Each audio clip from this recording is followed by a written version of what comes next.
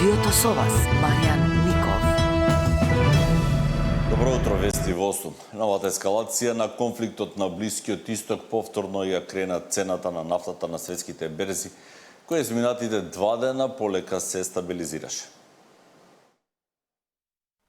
Нагло поскапе суровата нафта на светските берзи. Само денеска цената за барел скокна за 7% и повторно надмина $90.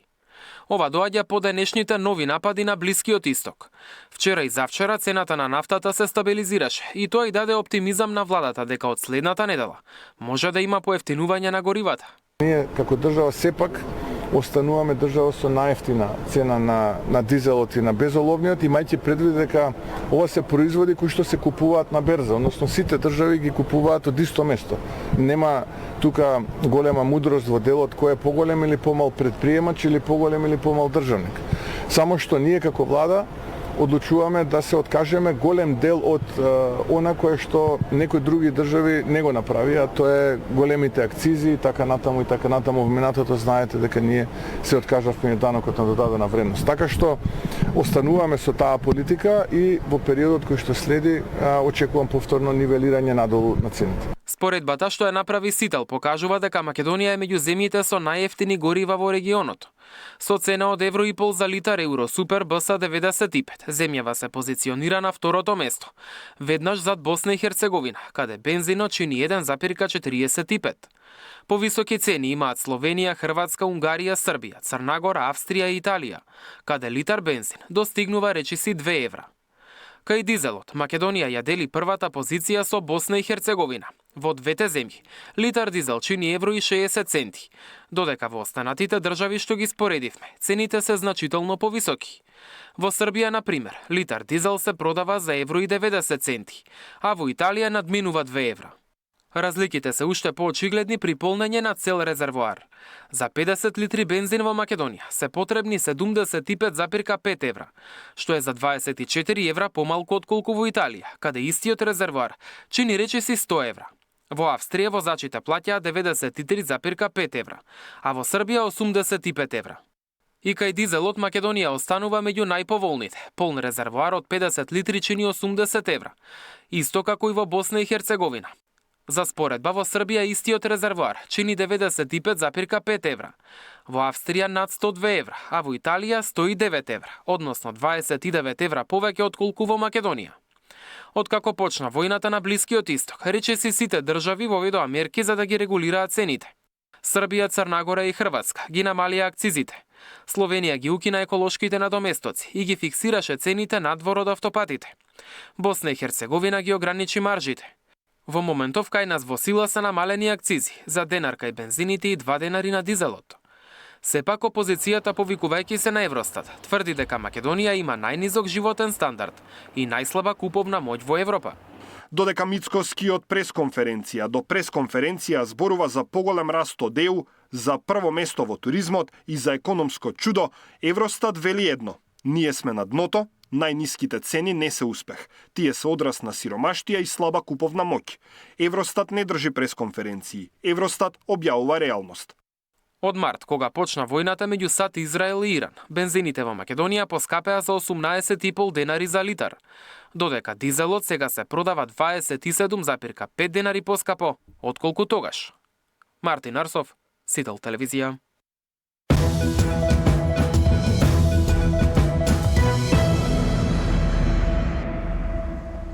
Расте бројот на заразени со западно-нилска треска неинфективна, се хоспитализирани уште 4 лица со посериозни симптоми, па така сега бројката се искачи на 8.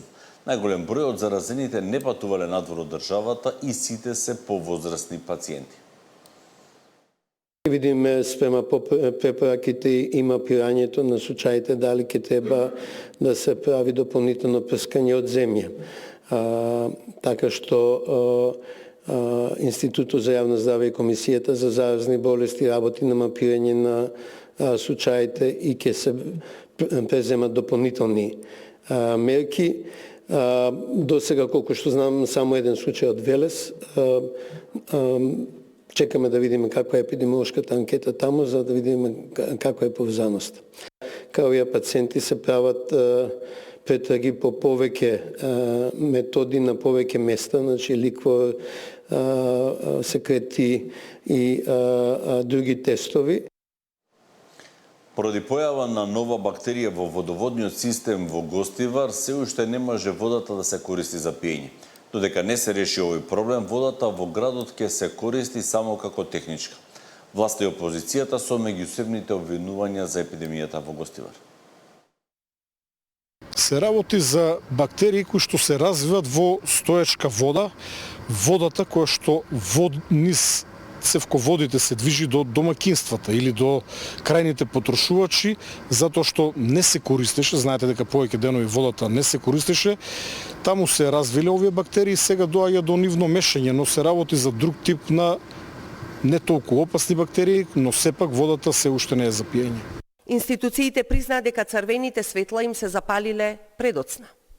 Додека илјадници гостиварци пиеле вода загадена со фекалии, никој не презел апсолутно ништо. Потоа ги крија податоците од јавноста. Сега кога кризата веќе ескалираше, признавате ризик од жолтица и други заразни болести. 2021 година, кога председателот на СДСМ е министер за здравство и кога истата личност која што денеска излегува на пресконференција од името на СДСМ е директор во Институтот за јавно здравје, имаме преку 400 пријави за неквалитетна вода во Гостивар. Преку ништо не е превземено, нула. Јас го повикувам обвинителството еве од Делчево да ги провери овие наводи за кои што сега зборувам и да отпочне постапка зошто овие луѓе кога имале можност не превземале ништо и не го заштитиле здравјето на гостиварци, но не само на гостиварци, туку и на граѓаните во другите општини.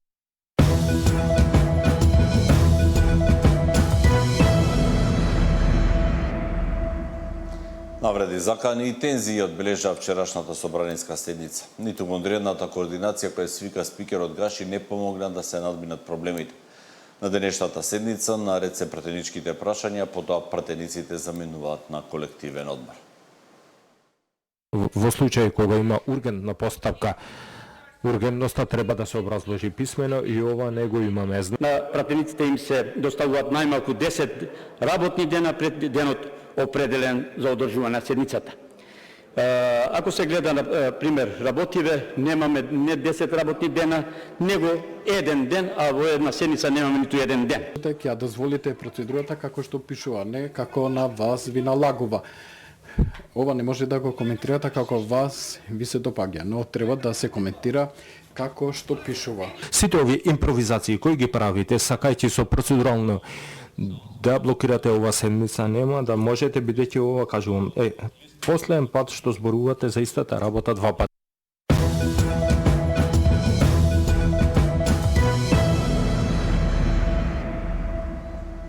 Македонскиот представник Шкендија Тетово вечера во 2